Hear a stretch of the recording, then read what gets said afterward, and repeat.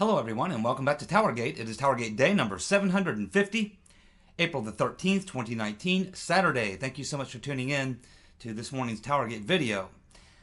This morning is going to be a little bit different. Normally I go through a long list of covering the headlines of the day and focus mostly on things associated with the Spygate cover-up, fiasco, Trump coup, whatever you want to call it.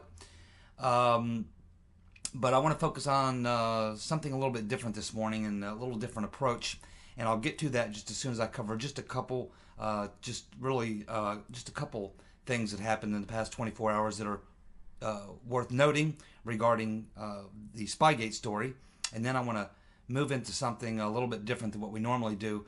I want to just throw out some things that are bothering me. And I just want to give you my thoughts on some things. I don't necessarily have any conclusions. I just want to throw out some things that are going through my mind, share them with you, allow you folks out there to kick this stuff around in your own heads and see what we can come up with. So you'll understand more what I mean here in a minute. No big mystery, just some things I want to talk about and try to understand. But before I do, let me just cover a couple things. First of all, probably the biggest thing that we learned yesterday that came out was this story about Sally Moyer's testimony. Sally Moyer being an FBI lawyer. She was the FBI lawyer that received the Woods file, and she signed off on it. And she said she signed off on it, but she never read it. And she says, as far as she knows, the only person who did read it was the field agent. She's the last person to have had the Woods file before it went to Comey for him to sign off on it. Okay, so she is now saying that the FBI was still assessing Christopher Steele's reliability even after the dossier was used to get the FISA warrant. Sally Moyer, of course, who's this FBI lawyer, said in her testimony that on November the 21st of 2016 that Bruce Orr attended a meeting at FBI headquarters where she was present, and the purpose of the meeting was to get further clarity of Steele's credibility. This is why the FBI asked Orr to reconnect with Christopher Steele after he had been released as an informant. So what she's saying here, and what's important here, is that they went and got the FISA warrant. And this is shortly after they had gotten rid of Steele because he was apparently sharing information with the media. He wasn't supposed to do that. So they get rid of Steele. They go ahead and use the dossier, which is described as the Steele dossier. Of course, I don't call it the Steele dossier, but that's how it's described. They used the Steele dossier primarily to get the FISA warrant on Carter Page. That is in October. But then, on November 21st, 2016, with that warrant being active, the first, and there was 3 renewals after that, 2 of which Comey signed, the FBI starts having second thoughts because of Bruce Orr. Bruce Orr continues to tell them that, hey, this guy, you may want to double check this information because, you don't want to just go on this dossier or on Steele's word. And so they call Bruce Orr in on November 21st, 2016, a month after they've already gotten the FISA warrant based on the dossier. And what they want to do is they want to talk to Bruce Orr, and they're saying, we fired Steele, but, we really need to find out whether or not he is really credible or whatever. So they have this meeting, and this is where Orr gives his opinion of, hey, you guys better check this thing out. I mean, I know Steele personally, he's an all right guy and everything, but, he hates Trump. And there's a lot of things going on here. My recommendation is that you verify and check this information out before you, run off using this information. Of course, they already had used it to get the FISA warrant. So this is important because it was at this point, this is why they asked Orr to reconnect with Steele. And at this point, they had a series of questions or information for Bruce Orr that they wanted him to ask of Steele because they're trying to, I guess, at this point they're trying to reconnect with Steele because I assume they felt they needed him. I mean, they're using his dossier, and maybe they're figuring, hey, we're using this dossier, it's Steele, and here we are, we fired the guy, we're not sure about his credibility. We better lock in this dude's credibility because we're basing everything we're doing on his dossier. We need to work on this. So I think this is probably what was going on, is that they were getting a little nervous because at this point Trump has won the election. He's won the election, and now they're thinking, uh-oh, Trump, or at some point his Department of Justice or someone may look into all this stuff that we did, and we better find out whether or not Steele was a solid source, because if he wasn't, then we just used his dossier, which may very well be a bunch of bullshit, and we've just used it, and we're going to continue using it, so we have to somehow shore up Steele. So this is important information. It's really going to come into play as we move forward, because it just is one more thing that shows that they really did not verify the dossier. They did not verify anything, really, as best as we can tell, that they used to get the FISA warrants. And it sort of unravels and essentially, I don't think unravels is the right word, but it essentially places in dispute what was on the FISA application. On the FISA application, they're 100% sure. Oh yes, they're absolutely sure.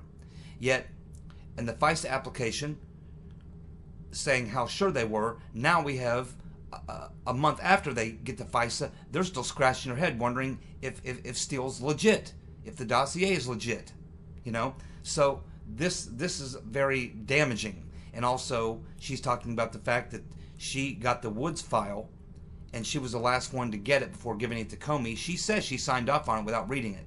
And the only person who she knew actually tried to authenticate it was the field agent. And we don't know who that was at this point. So, very interesting, tidbit of information, which will, again, when we get to that particular point in this investigation, this is just more further damaging evidence that they relied on Christopher Steele and the dossier, and they didn't even know at that time, a month after they get the warrant, they're still trying to determine whether or not it's even legit. So, very damaging information, very damaging testimony from Sally Moyer. It will come into play and will be another one of the major factors in why the perps are in a lot of trouble. The next thing is that Clapper is on TV again today, on Friday. And now he's changed his story again. So now Clapper's telling CNN that he says he's not sure what the FBI did in regards to spying on Trump. Now he's not sure. So let's go back and look at the first thing that Clapper said. First, Clapper said, when he was asked, did you guys spy on the Trump campaign? Absolutely not. Oh, absolutely not. We did not spy on the Trump campaign. That's what he said.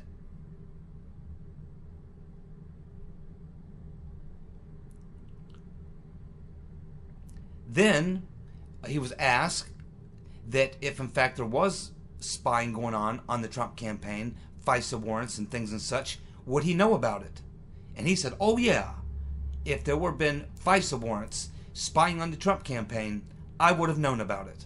So now, after telling us that number one, first, there was no spying going on the Trump campaign, then coming out and saying that if there was, he certainly would have known about it. Now he's saying that, well, maybe the FBI did something and I'm not sure what they did. He says he's not sure what the FBI did in regards to spying on the Trump campaign. First, absolutely not. Then, if it did happen, he certainly would have known about it. Now, he's not sure what the FBI did. These guys have a lot of problems, and it's the fact that they've been out there talking. That's the biggest problem they got. That's the biggest problem they got. Now, just had a lot of thoughts going through my mind the last day or so, particularly with two things. The recent events that we have that we've come to learn about from Ukraine. That stuff was all the Ukraine stuff was things that were being talked about, written about 2 years ago, and they just kind of disappeared, and everybody kind of forgot about them. Now they're back. And then we have this extraordinary, strange turn of events with Julian Assange. And I'm wondering what's going on here. So there's a bunch of things going on in my head right now. And trying to piece it all together is tough because it's just a lot of things going on in my head. I just want to get some things out of my head that are bothering me. And I wonder if some of these things are going on inside you guys' heads. And if you're thinking about the same things I'm thinking about. So, first, let's focus on William Barr for a second. He's been the Attorney General now for about a month. And what do we know about Barr just since he's been Attorney General? Since he's taken over? Well, we learned about a week ago that he sat down with Uncle Bob the Executioner and said, okay, where's the investigation going? What have you got? What are you working on? This type of thing. And at that time, according to the story from last week, Mueller told Barr that Weissman, his lead attorney, was getting ready to expand and open the investigation to a new area looking into possible RICO violations by Trump or people around Trump. At which point, apparently, Barr said no. No, do you have any evidence of this, or what would want to make you go down that road? And I guess whatever answer Mueller gave didn't satisfy Barr. And at that point, he pretty much said, no, this thing really needs to come to a conclusion. Go ahead and end it. So we know that just in the short time that Barr has been the Attorney General, he's been Attorney General about a month, and he's already ended the Mueller probe. It's over. It's done. And Trump has been cleared of any wrongdoing. So that's an important point. And we know that Weissman, shortly after the meeting that Barr had with Mueller, Weissman was gone. Within a day or two, gone. So Weissman's gone, and then the Mueller probe is pretty much ended very abruptly. And so that's something to keep in mind. Then we have Barr coming out in this testimony the other day, and he uses language that he knows what kind of response he's going to get. He describes the activities in 2016 as spying. There's a lot of words he could have used. He could have danced around it. He could have avoided answering the question. He could have said, I'm not commenting on any ongoing investigation. There's a lot of different ways that Barr could have handled that question, but he chose to boldly say, yeah, I think there was spying on the Trump campaign, and he knows what the word spying is suggesting. And he says, yeah, I am investigating it. He's also said he will investigate any information that comes towards him, such as the information coming from Nunes or Jordan or Meadows or any of these guys, Lindsey Graham. He says he will certainly take these things seriously and will look into them. So we know that he's admitted that he's actively investigating this himself. And he's got a little team around him helping him. So, with that in mind, let's take a look at two specific situations that are the two things, especially the most recent thing with Assange. But let's just briefly hit the Ukraine thing, just to recap. So, 2016, the president of Ukraine, Poroshenko, who basically came into power as a result of a putsch that was instigated by primarily the United States and in the EU and other Western countries who fall in line. So that's how we got Yanukovych pushed out. Poroshenko comes in. Poroshenko, of course, hates Trump, as does pretty much his entire government. And Poroshenko is out there openly promoting Hillary Clinton and openly dissing Donald Trump and saying how horrible he would be for Europe, for the world, and the whole nine yards. Poroshenko is clearly a Trump hater. Crooked people in his administration and the Ukrainian version of the FBI, the NABU, the number one and number two men are actively working with American assets to help Hillary and harm Trump. The number two man, this Lyshenko character, he is communicating with Confusion GPS, Glenn Simpson. He's communicating directly with Michael Isikoff. He's communicating through an intermediary, Alexandra Chalupa, to Hillary Clinton's campaign and the DNC. Chalupa is working with a couple members of the Ukrainian parliament, and they're coming to the States on a couple of occasions and meeting with this working group that was put together in the Senate about Trump, Russia sort of things going on. Also, the U.S. Embassy and the Ukrainian embassies are involved. We have this ambassador who's openly involved. And we have all these things going on that we've talked about with this Lyshenko guy releases the information on Manafort, the so-called Black Ledger, which names Manafort as receiving all this money, which supposedly illegal money, and they release that. It's written about in the press, and the next day Manafort is fired. Okay, then, all this stuff is known. All this stuff is known, months and months ago. Then this all just kind of disappears. But since Barr becomes Attorney General, now all of a sudden the story is revived, and we find out that this guy Lyshenko, who released the Manafort information, was in fact convicted in December of 2018 of working to help the Hillary Clinton campaign and to hurt Donald Trump and meddling in the 2016 election. He's been convicted. He's appealing, but he was convicted. And we have Poroshenko. We know that after the election, he was in big trouble because he had spent the entire campaign promoting Hillary and trying to hurt Trump and actively working with these corrupt officials to hurt Trump. So after the election, he's trying to warm up relations with Trump, and he gets the cold shoulder for nearly a year. But finally, he gets a meeting with Pence to discuss things and a couple other officials, and he gets a short sort of meet and greet with Trump. Wasn't a long meeting. They didn't discuss a lot of things. Obviously, Trump, not happy with Poroshenko. Poroshenko was a Trump hater. But now Poroshenko's got a problem because Trump wins the election. So he has to try to reach out to Trump and try to mend the situation. Okay? And it's after that we start learning about this prosecutor, this number 2 guy, this NABU, being convicted. And then we find out that there's further investigations going on. We find out that this prosecutor, who's like the equivalent of our Attorney General, had been trying to work with the U.S. government on investigations into all this stuff that was going on, and he had been blocked by this ambassador, who's an anti-Trumper, by the way, and who's still there. But now this prosecutor is saying that, oh yeah, I am going to be meeting with Barr. I'm looking forward to working with him and sharing this evidence I have so that we can cooperate and work together on getting to the bottom of all this that went on. And he's talking about the corruption that went on regarding the 2016 election, leaking documents, meeting with various people in the U.S. Embassy, the Clinton campaign, the DNC, American journalists, Fusion GPS.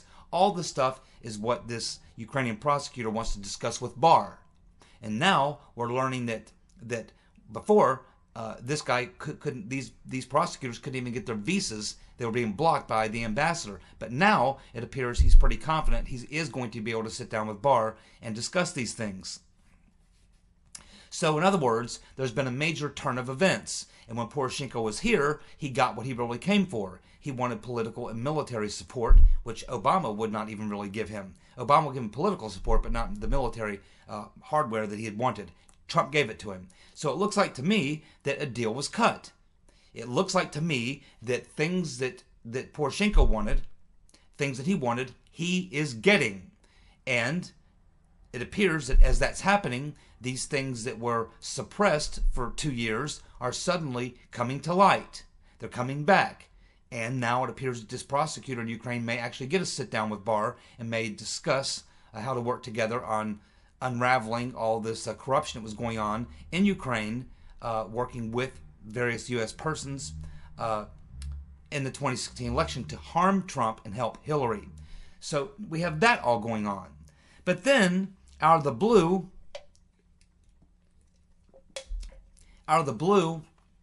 they suddenly start working with this new president in Ecuador, and they are able to get him to essentially take away Julian Assange's asylum status. He's no longer being granted asylum by Ecuador. And so that opens the door for the police in the UK to come in and arrest him. And we learn that there was an indictment, a sealed indictment for Julian Assange. And so that's kind of where we are.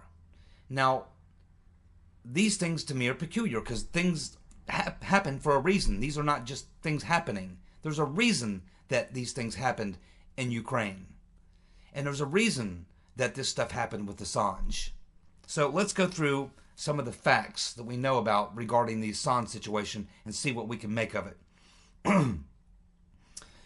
There was a sealed indictment against Julian Assange on March 6th of 2018. And they've now unsealed that indictment. Why now? Why unseal the indictment now?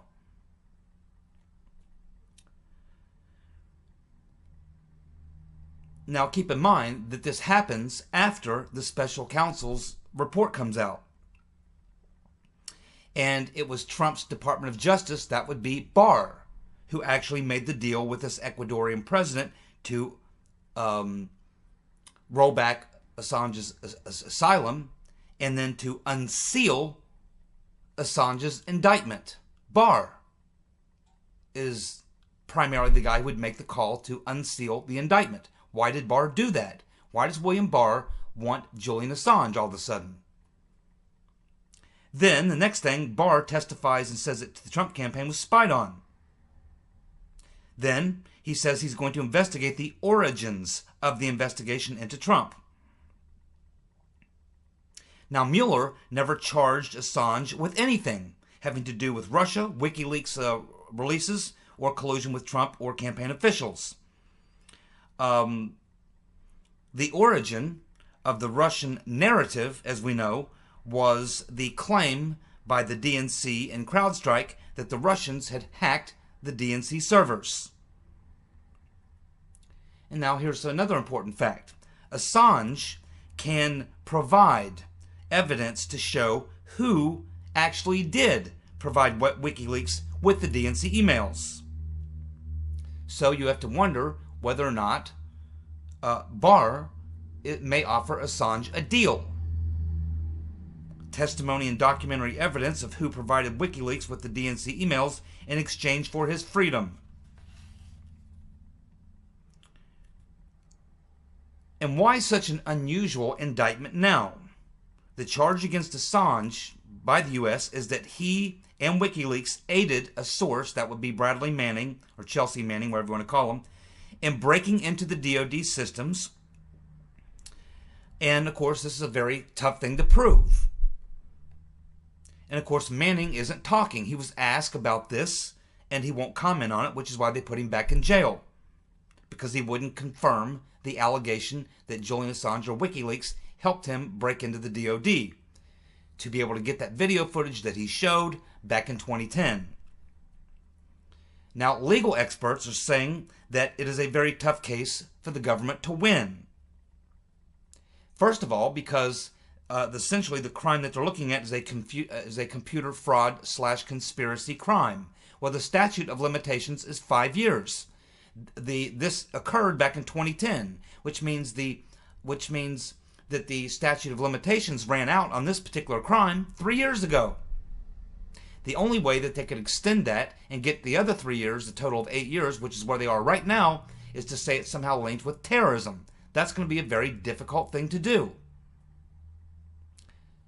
Dershowitz and various other attorneys have commented at this point that they don't really understand it. The statute of limitations is gone 3 years ago. Trying to link it to terrorism will be very difficult. Trying to prove that Assange or WikiLeaks were the ones who instructed Manning on how to access the DoD computer system to break the code or the password to get in it, that's going to be hard to prove, especially if the Manning himself is willing to go to jail before telling what he knows about it.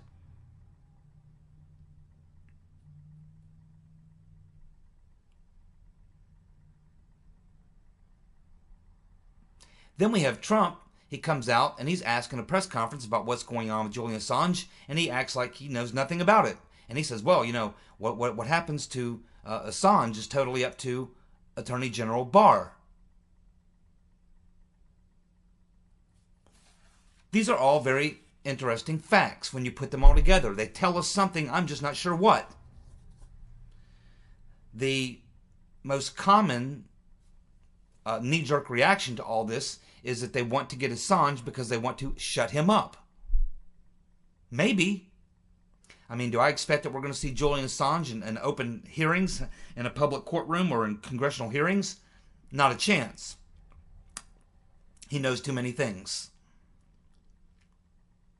So what is going on here? Why would Barr go to all this effort to obviously do what they had to do to get the Ecuadorian president to change his opinion, to pull the asylum so that the U.S. could unseal the indictment to get Assange and charge him with something that first of all, the statute of limitations ran out on 3 years ago. The only way that they can extend it the other 3 years and get to 8 years is to tie it to terrorism. That's a very difficult thing to do, according to expert lawyers who've commented on it.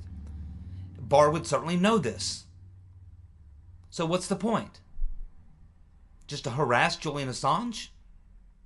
Doesn't sound like William Barr. Pretty serious dude. What did William Barr say? He said he's going to try to get to the origins of the investigation. Well, he's already figured out that the origins weren't July 31st of 2016 with Operation Crossfire Hurricane. He already knows that. He already knows that the endeavors into getting into the Trump campaign began late in 2015. He knows there were confidential informants, spies, agent provocateurs, FISA warrants, national security letters, unmasking, and all sorts of other things. He probably knows about the stuff from Ukraine. He probably knows about all this stuff. Barr probably has it all. But he wants to get to the origin. What are the origins? Well, if you want to go back to the original origin, that would be when the DNC had their systems allegedly hacked, and they brought in CrowdStrike and they blamed the Russians. And then within 24 hours, they literally have the Trump colluded with Russia. Oh, Russia hacked the DNC, and within 24 hours, after saying that the Russians hacked the DNC's computers, we're suddenly getting, well, Trump somehow is involved in this, and the Russians hacked him to help Trump. You know, the narrative is literally created within 24 to 48 hours. This is where it really began. And don't forget what happened just a couple weeks before. The murder of Seth Rich, which has never been explained, and it certainly wasn't a robbery. So, here are all these things, and Barr is probably aware of them all.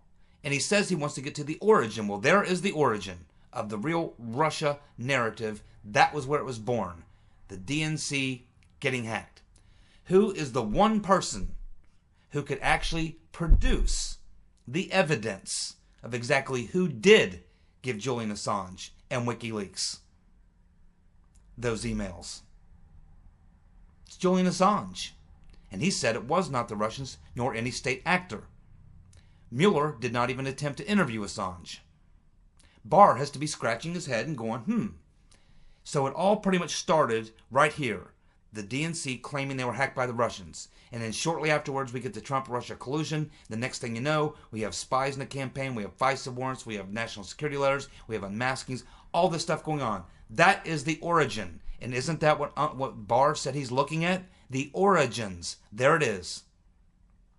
So, if there's practically no case against Assange, and he'll probably never see the inside of a courtroom because the statute of limitations is run out on a conspiracy computer fraud charge, and tying it to terrorism would be almost impossible to try to show that WikiLeaks or Assange were knowingly trying to cooperate with terrorists or something. This is, and are terrorist hackers? I mean, hacking the DNC, is that terrorism? It's a long, long stretch, man. In fact, all the lawyers who've looked at it said they don't really get it. They don't really understand it. This sealed indictment was there. Mueller probably came up with the sealed indictment as a way to shut Julian Assange up. But Julian Assange has been tight-lipped. They've tried to get out of Julian Assange. Many people have who gave him the emails. He simply will not say. He will not say. He will only say it was not Russians, it was not any state actor. Now, we do know that he did that interview back in 2016 with Dutch TV where he started talking about Seth Rich right out of the blue.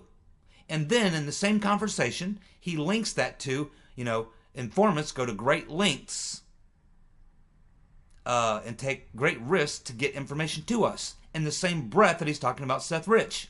But then he denies, or he won't say who in fact gave him the WikiLeaks stuff. So everyone assumes at that point, well, he's obviously talking about Seth Rich.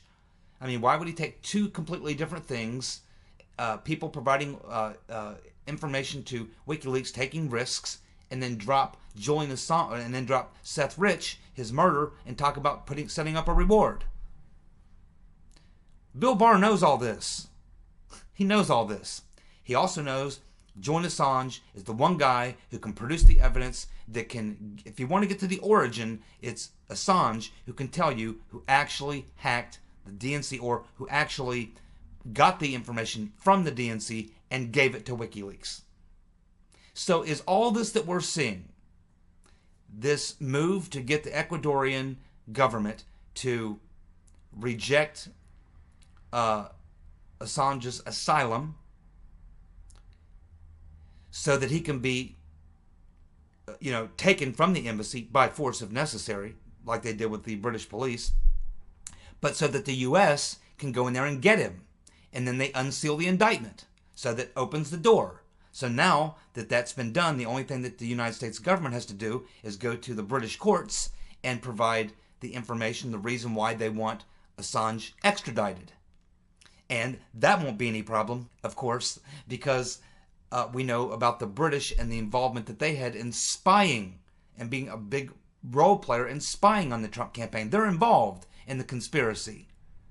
So it won't be very hard for Trump and Barr to let them know, don't give us any problem, because, quite honestly, there's some very embarrassing material that we can release right now that you wouldn't like very much. It would be much better if you just help us make sure that we get a smooth extradition for Mr. Assange back to the U.S. And why does Barr want Assange back here? Assange has not been talking about anything Russia. He's not been at all. He's not even interested, it doesn't seem to be interested in the topic of Trump, Russia, or anything else. He hasn't brought up the WikiLeaks releases of the DNC emails. He hasn't brought up Seth Rich. He hasn't done any of these things. He's moved on. So why does Barr want Assange? Why does Barr want Assange? Apparently, the case that they're going to try to put against him probably would have no chance. And Barr is smart enough a lawyer to know that. So it's likely that there'll never be a case, and that probably Barr has no intention of even really going through with the court hearing or charging Assange. Do you think it's possible that Barr just wants to sit down face to face with Assange and cut a deal and say, well, we could drag you into court and probably bankrupt you and do a lot of damage to WikiLeaks, and we can certainly probably tie you to some charges and various other things that you've done. We can make things awfully hard for you, or you can get your freedom back. If you want your freedom back, all you really got to do is tell me who gave you those emails and provide the documentation, possibly even the server. Provide me with the evidence and tell me what happened.